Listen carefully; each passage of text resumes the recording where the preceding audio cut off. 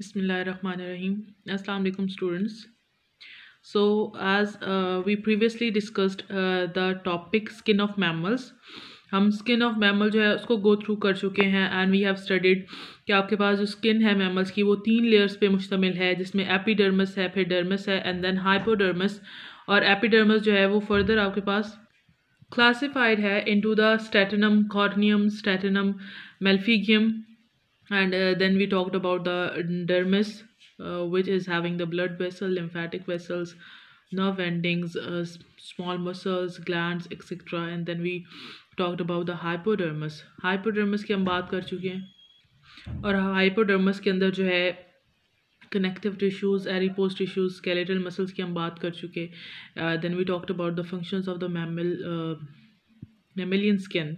ठीक है, mammalian skin के फंक्शंस की हम डिस्कस कर चुके हैं कि थर्मो रेगुलेशन करता है, then it protect the skin from the UV rays, and then it produce the vitamin D, and there are a much larger number of sense organs which obviously work for the sensation in the skin.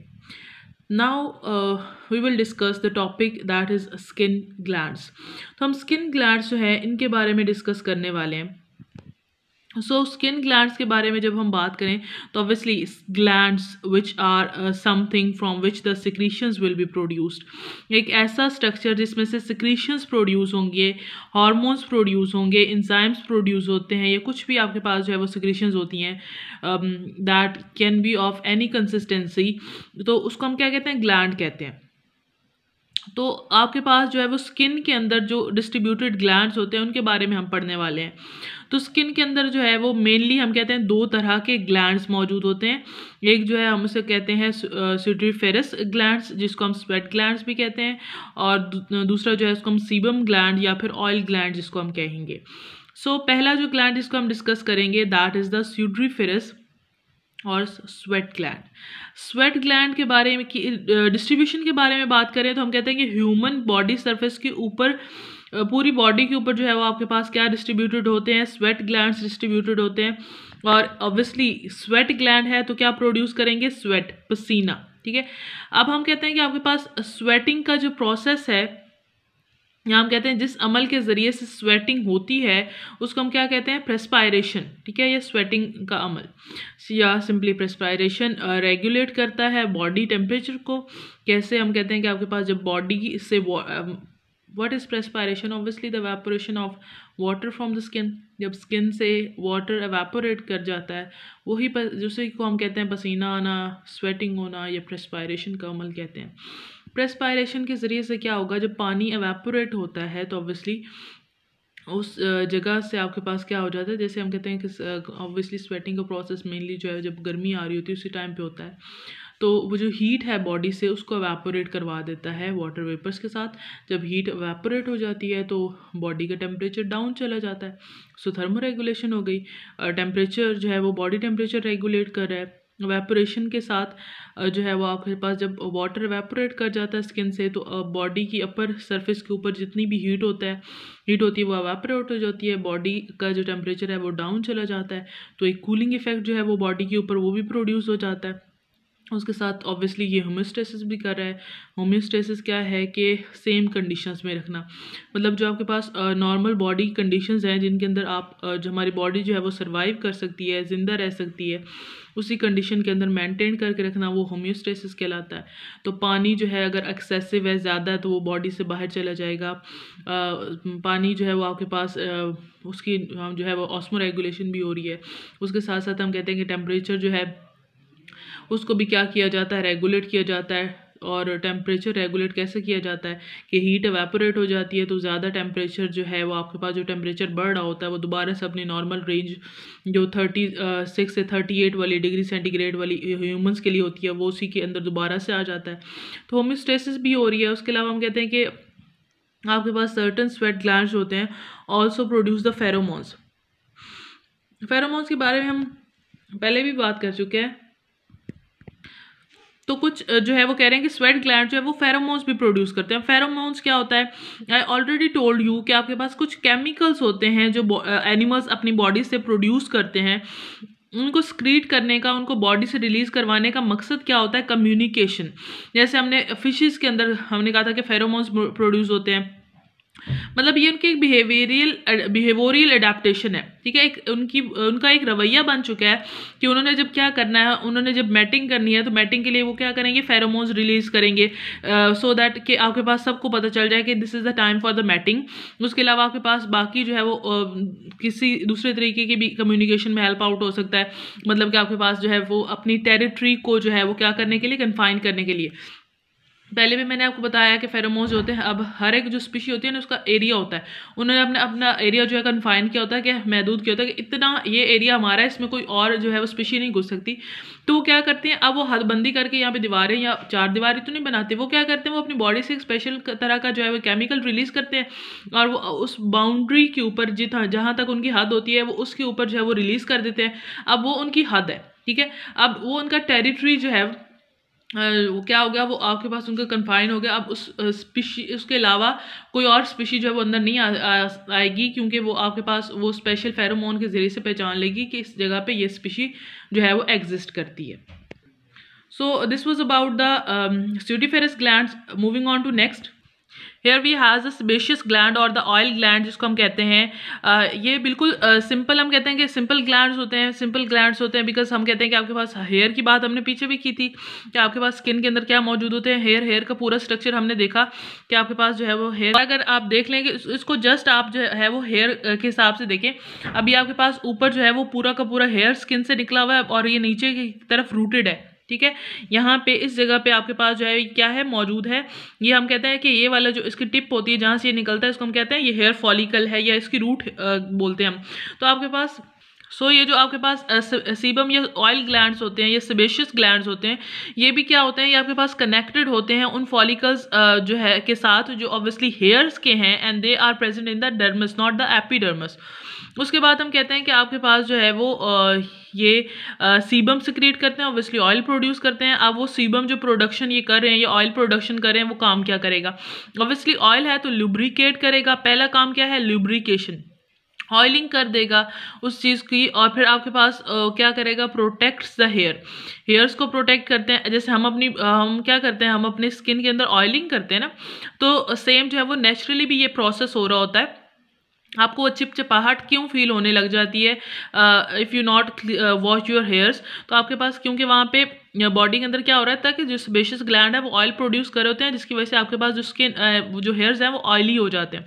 अब ये hairs की protection करते हैं, उसके साथ साथ आपके पास जो सीबम है स्किन के ऊपर जो आपके पास जहाँ पे भी मौजूद है वहाँ पे आपके पास क्या करेंगे, एक जो है वो बैरियर बना देंगे, और वो बैरियर जो है आपके पास जो है वो एक परमेबिलिटी देगा, मतलब कुछ चीज़ों को पास ऑन होने देगा उस लेयर से और कुछ को पास नहीं होने देगा। उसके अलावा ये जो है वो इम्यूलेंट के तौर पे काम करता है। इम्यूलेंट मतलब स्किन सॉफ्टनर, तो ये स्किन को सॉफ्ट कर देता है।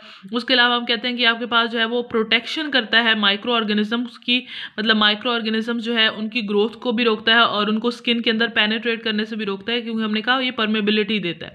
उसके अलावा जो है ये जो सीबम होता है, आप जो है वो क्या करता है, ये एक्ट करता है एज अ फेरोमोन भी, मतलब इसके एक जो है हम कहते हैं कि इसका कैरेक्टरिस्टिक एक स्मेल होती है। मतलब कुछ जगहों पे कुछ एनिमल्स के अंदर जो है आपके पास, या मैमल्स के अंदर हम कहते हैं कि इसका एक जो है वो कैरेक्टरिस्टिक ओडर होता है, कैरेक्टरिस्टिक इसके जो है वो स्मेल होती है। सो ये आपके पास फेरोमोन के तौर पर भी यूज़ हो सकता है। Moving on to the next topic we have is the coloration of the mammalian skin. Coloration की हम बात करते हैं, डिफरेंट कलर्स जो है वो आपके पास शो होते हैं मैमिलियन स्किन पे। You can see the different colours on the mammals. तो आपके पास बहुत सारे फैक्टर्स हैं जो क्या करते हैं, कलरेशन कॉज करते हैं, मतलब मैमल्स के ऊपर ये जो डिफरेंट कलर्स आपको देखने को मिलते हैं ये आपके पास शो होते हैं। ऑब्वियसली पहली बात है पिगमेंट्स। What are pigments? हम कहते हैं कि आपके पास ऐसा केमिकल जो कलर दे, ठीक है, आपके पास वो क्या कहलाता है, वो पिगमेंट्स कहलाते हैं, हमने पहले भी पढ़ चुके हैं। सो आपके पास पिगमेंट्स क्या करते हैं, प्रोड्यूस करते हैं कलर्स, ठीक है। अब ये मैमल्स की स्किन को एक कलर देते हैं, वो पिगमेंट्स जो आपके पास प्रोड्यूस हैं मैमल्स की स्किन के अंदर। उसके अलावा पिगमेंट्स जो है, जैसे हम ह्यूमंस के अंदर बात करें तो ह्यूमंस की बॉडी के अंदर एक पिगमेंट है that is known as a melanin, जिसको आपने पहले भी पढ़ा हुआ है। ये जो एपिडर्मल लेयर होती है, ये आपके पास हम कहते हैं स्किन की अपर लेयर होती है, ये इसके अंदर जो है एक पिगमेंट मौजूद है जिसको हम कहते हैं मेलेनिन। अब मेलेनिन की अमाउंट जो है ये आपके पास ओवरऑल स्किन के ऊपर भी मौजूद होती है, हेयर्स में भी मौजूद होती है। स्किन के अंदर जितना मेलेनिन की प्रोडक्शन आपके पास ज़्यादा होती है उतना डार्क कॉम्प्लेक्शन होता चला जाता है, और जितनी कम होती है उतना फेयर कॉम्प्लेक्शन हो जाता है। और उसके अलावा जो है वो जो है जैसे हमारे पास हम कहते हैं कि हमारे बॉडी के जो हेयर्स होते हैं वो डार्क होते हैं, वो आपके पास जो है वो ब्लैक होते हैं, तो वहाँ पर आपके पास हेयर्स के अंदर जो है ये पिगमेंट मौजूद होता है। उसके अलावा हम कहते हैं कि they are also present in specialised cell. उसके अलावा कुछ स्पेशलाइज्ड सेल्स भी होते हैं जिनको हम कहते हैं chromatophores. Moving on to the next, here we have is the anatomical structure. Anatomical structures जो है anatomical structure मतलब जिस्मानी structure जो मतलब आपके पास मौजूद होते हैं वहाँ पे। तो स्किन के ऊपर कुछ anatomical structures भी मौजूद होते हैं, और ये structures क्यों मौजूद होते हैं, इनका काम क्या होता है? इनका काम क्या होता है, ये आपके पास जो है स्ट्रक्चर्स का मतलब कोई ऐसे बिल्डिंग नहीं होती है, सम सॉर्ट ऑफ सेल्स होंगे या आपके पास टिश्यूज़ की फॉर्म में मौजूद होते हैं। और इनका काम क्या होता है, ये आपके पास लाइट को एब्जॉर्ब कर रहे होते हैं या रिफ्लेक्ट कर रहे होते हैं, या फिर कलरेशन जो है वो प्रोड्यूस करने का, कलर प्रोड्यूस करने का स्किन के अंदर जो है इनका काम होता है। उसके अलावा यहाँ पे आपके पास जो है वो क्या मौजूद होते हैं, वी कैन से यहाँ पे ब्लड वेसल्स मौजूद है। ये blood vessels, obviously blood vessels क्या है, हम कहते हैं कि ब्लड वेसल्स जो है वो ऐसी जो है वो आपके पास खून की नालियाँ, जिसे हम सिंपल वे में कहते हैं, तो खून की नालियाँ जो है ऑल्सो प्रोड्यूस कलर। ये भी आपके पास क्या करती हैं, कलर प्रोड्यूस करती हैं। ब्लड जो है आपको पता है कि स्किन के ऊपर जो है, हमारे स्किन के ऊपर भी आपको जो है वो अगर आप गौर से देखें तो वहाँ पे आपके पास जो वेन्स या आर्टरीज मौजूद होती हैं वो डिफरेंट कलर जो है वो स्किन के ऊपर डिपिक्ट कर रही होती हैं। Blood present in some superficial blood vessels in the skin. जो सुपरफिशियल मतलब स्किन, ऑब्वियसली पूरी बॉडी के अंदर ब्लड वेसल्स मौजूद है, लेकिन जो स्किन के अंदर सुपरफिशियली जो ऊपर ऊपर मौजूद होगी वो स्किन कलर आपको जो है वो स्किन के अंदर वो वाला कलर आपको जो है वो दिखता है। उसके अलावा हम कहते हैं कि जो कलर होता है ब्लड का is reflected through the epidermis. वो एपिडर्मस के अंदर जो है, एपिडर्मस के ज़रिए से आपको दिखता है कि सिर्फ उन नालियों के अंदर जो आपके पास सुपरफिशियल या एपिडर्मस लेयर के अंदर जो है वो आपके पास मौजूद हो। नेक्स्ट हम बात करते हैं एडवांटेजेस ऑफ स्किन कलरेशन। ठीक है, स्किन कलरेशन का काम क्या है? हम कहते हैं कि जो ब्राइट कलर्स होते हैं ना, bright skin colours are produced in venomous, toxic और बैड टेस्टिंग एनिमल्स। ये चीज़ जो है वो आपने पहले भी सुनी होगी या देखी होगी कि आपके पास क्या होता है, जितने भी ब्राइटली कलर्ड आपके पास होंगे ना एनिमल्स हो जाए, वो सारे के सारे आपके पास क्या होते हैं, वो टॉक्सिक होते हैं या पॉइजनस होते हैं। जैसे हम स्नेक्स भी देखें तो स्नेक्स जो है आपके पास जिन स्नेक्स के बहुत ब्राइट कलर्स होंगे ना वो आपके पास विनोमस होंगे, मतलब जहरीले होंगे, वो ज़्यादा टॉक्सिक होंगे और ज़्यादा उनका जो टेस्ट होगा ना वो भी बहुत बुरा होगा। ठीक है, उसके अलावा हम कहते हैं कि इट डिटर पोटेंशियल प्रीडेटर। अब आपके पास क्या करते हैं, जब जो प्रीडेटर्स होते हैं ना वो जब एक बार इनको खा लेते हैं, मतलब फॉर एग्जांपल आपके पास किसी भी कोई भी प्रीडेटर आया, उसने जो है वो किसी भी एक प्रे को खा लिया, that prey was of brightly colour, वो ब्राइटली कलर था, उसको उसका टेस्ट नहीं पता था, उसने उसको खाया लेकिन उसका टेस्ट बहुत बैड था। ठीक है, अब टेस्ट वो जब बैड था, अब उसका टेस्ट बैड था, अब वो उसको नेक्स्ट टाइम नहीं खाएगा, प्रीडेटर उस पर अटैक नहीं करेगा। जब वो उस कलर को देखेगा, उसके कलरेशन को देखेगा कि ब्राइट कलर वाले जो है ना वो आपके पास क्या होते हैं, टॉक्सिक होते हैं, तो वो उनको नहीं खाएगा। तो इस तरह से ये आपके पास प्रीडेटर को भी डिस्करेज करते हैं कि आपके पास प्रीडेटर इनको ना खाए या इनके ऊपर अटैक ना करें। हम कहते हैं इसी तरह जो है वो ये कैम्यूफ्लेज देता है। कैम्यूफ्लेज यहाँ वर्ड नहीं लिखा, लेकिन आपके पास जो है हम कहते हैं कि हाइड करना मतलब कैम्यूफ्लेज हम कहते हैं ज़ूलॉजी के अंदर एक ऐसा वर्ड है जिसका मतलब होता है कि आप अपनी स्किन कलर को ऐसा कर लें कि जो आप इन्वायरमेंट के साथ जो है वो हम कहते हैं कि बिल्कुल जो है वो मैच करे। उससे क्या होगा, उससे आपका प्रीडेटर आपको नहीं पहचानेगा, इससे आप क्या करेंगे, हाइड कर सकते हैं, छुप सकते हैं। तो आपके पास स्किन कलर क्या करती है, हाइड कर देती है एनिमल को। जैसे आपने जो है वो कैमिलियन देखा हुआ है, जिसको हम कहते हैं गिरगिट। गिरगिट क्या करता है, हर इन्वायरमेंट के हर एक जहाँ पे जाता है उसके अकॉर्डिंगली अपना रंग जो है वो बदल लेता है, जिसके ज़रिए से वो खुद को छुपा लेता है। सो कलर जो है वो आपके पास बहुत इंपॉर्टेंट रोल प्ले करता है सोशल कम्युनिकेशन के अंदर भी। जैसे एक सोशल कम्युनिकेशन जो है वो हम एक दो बता भी चुके। एक ये कि आपके पास वो प्रीडेटर को जो है वो डिस्करेज करता है, फिर आपके पास उसको हाइड भी करवाता है। ये आपके पास एक सोशल कम्युनिकेशन ही है। फिर हम कहते हैं कि आपके पास जो है वो help members of same species to identify each other. Coloration के ज़रिए से एक दूसरे को जो है वो आइडेंटिफाई कर सकते हैं, फेरोमोन्स की ज़रूरत नहीं पड़ेगी। स्किन के अंदर हम कहते हैं skin colour play important role in the sex, reproductive status और द सोशल रैंक।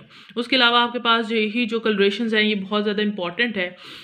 कैसे कि स्किन कलर्स के ज़रिए से आपके पास स्पीशी को रिकग्नाइज़ किया जाएगा, मैटिंग होगी, ऑब्वियसली मैटिंग, और we can say the process in which there is a transfer of sperm into the female body, ठीक है, obviously the sex, and then reproductive status जो है वो आपके पास पता चलेगा, obviously mating होगी, reproduction हो पाएगी, और फिर social ranks भी जो है वो इसी के accordingly जो है वो दिए जाते हैं। So this was about the lecture. Hope so you understand. If there will be any question you can ask.